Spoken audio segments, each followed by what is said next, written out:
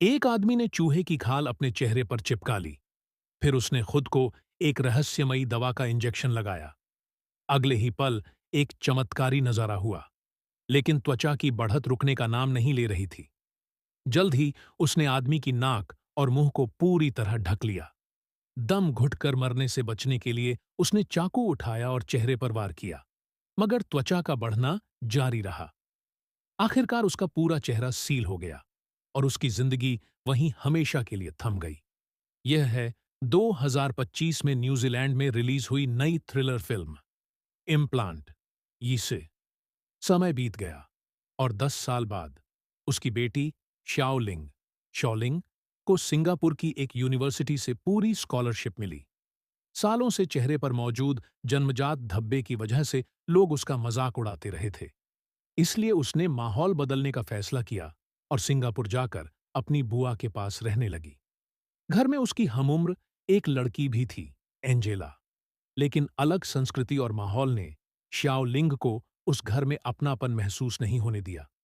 वह इन सब का कारण अपने चेहरे को मानती रही। सिर्फ स्कूल जाते समय मिलने वाला एक बदसूरत भिखारी ही उसके दर्द को समझता था। खुशी की बात यह थी कि यूनिवर्सिटी में वह बेमिसाल टॉपर थी।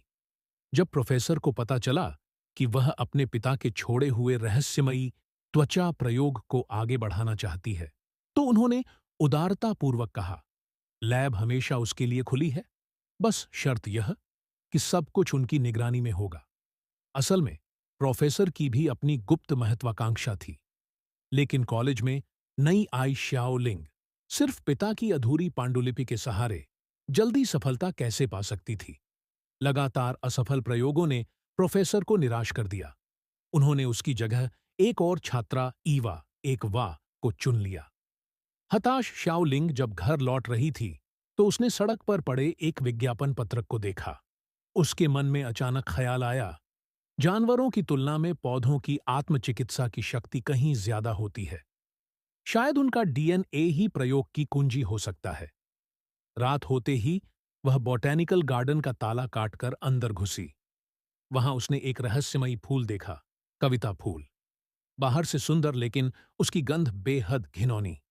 यह फूल मानो उसी की तरह था, खूबसूरती के साथ अपूर्ण। उसने फूल का एक हिस्सा काटा और तुरंत लैब में लौट आई। नई दवा तैयार कर प्रयोग किया। चूहे की त्वचा पर जब यह लगाया गया, तो दो अलग प्रजातियों की त्वचा आश्चर्यजनक ढंग से जुड़ गई। इसी बीच प्रोफेसर ईवा के साथ निजी संबंधों में व्यस्त थे, लेकिन जब उन्हें शाओलिंग का सफल प्रयोग दिखा, तो वे चौंक गए और चुपचाप बाहर निकल गए। ईवा को लगा कि शायद शाओलिंग भी अंकों के लिए शरीर बेचती है। उसने तस्वीरें खींच लीं और बदला लेने की ठान ली। दूसरी ओर एंजेला को भी वह तस्वीर मिली। माँ हमेशा उसे कहती थी कि शाओलिंग से सीखो। यह देखकर उसे गुस्सा आया और उसने माँ को बताया, लेकिन माँ ने सोचा कि वह जलन में ऐसा कह रही है। ईवा ने शाओलिंग का मजाक उड़ाते हुए कहा कि वह प्रोफेसर से दूर रहे। शाओलिंग चुपचाप घर लौटी, पर वहां उसने देखा कि पिता की यादों का कोना बर्बाद कर दिया गया है और एंजेला उसे देश छोड़ने को कह रही है। गुस्से में शाओलिंग ने एंजेला को मार डाला। घबराई हुई उसने एंजेला का चेहरा उतार लिया, अपने नए दवा का इंजेक्शन लगाकर चेहरा पहन लिया। अब उसके पास था वह सपनों जैसा सुंदर चेहरा। उसकी बुआ यूरोप चली गई। शाओलिंग ने एंजेला का रूप धारण कर उसकी जिंदगी जीनी शुरू कर दी। यहां तक कि एंजेला का गुप्त बॉयफ्रेंड भी सामने आया। शाओलिंग को लगा कि यह सब उसकी नई शक्ल की वजह से है, लेकिन जल्द ही चेहरा सड़ने लगा, तो उसे बार बार दवा लगानी पड़ी। फिर उसे पता चला कि प्रोफेसर ने उसकी डायरी चुरा ली है।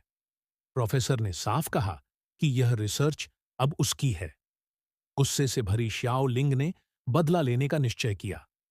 शाओलिंग ने ईवा को भी मारा और उसकी खाल पहन ली। प्रोफेसर को भी फंसाने के लिए उसकी गलत हरकतों की रिपोर्ट कर दी। पुलिस ने प्रोफेसर को हिरासत में ले लिया, लेकिन प्रोफेसर हार मानने वाला नहीं था। उसने दवा से त्वचा को परफेक्टली जोड़ने का तरीका ढूंढ लिया। यह खोज उसे नोबेल प्राइज दिला सकती थी। शाओलिंग ने उसका गुप्त ठिकाना ढूंढा और दवा चुरा ली। फिर प्रोफेसर को पकड़कर उसके सीने पर खाल चिपकाई। संतरी रंग का इंजेक्शन लगाते ही उसकी त्वचा पागलों की तरह बढ़ने लगी। शाओलिंग ने व्यंग्य से उसे स्त्रो दी ताकि दम घुटकर जल्दी मौत न हो। लेकिन प्रोफेसर की चीखें पड़ोसी ने सुन लीं। पुलिस आ गई। शाओलिंग भागकर मेट्रो स्टेशन पहुंची। वहां उसी भिखारी की गोद में छिप गई, मगर दौड़ भाग में उसने गुलाबी दवा की शीशी तोड़ दी। दवा के असर से उसकी और भिखारी की त्वचा गलकर जुड़ गई। अंत में कई लोगों की जान लेने वाली श्याओ लिंग पुलिस से तो बच गई, लेकिन एक विकृत, डरावनी देह के साथ जिंदगी भर भटकती रही। यह थी 2025 की फिल्म इम्प्लांट यीजू की पूरी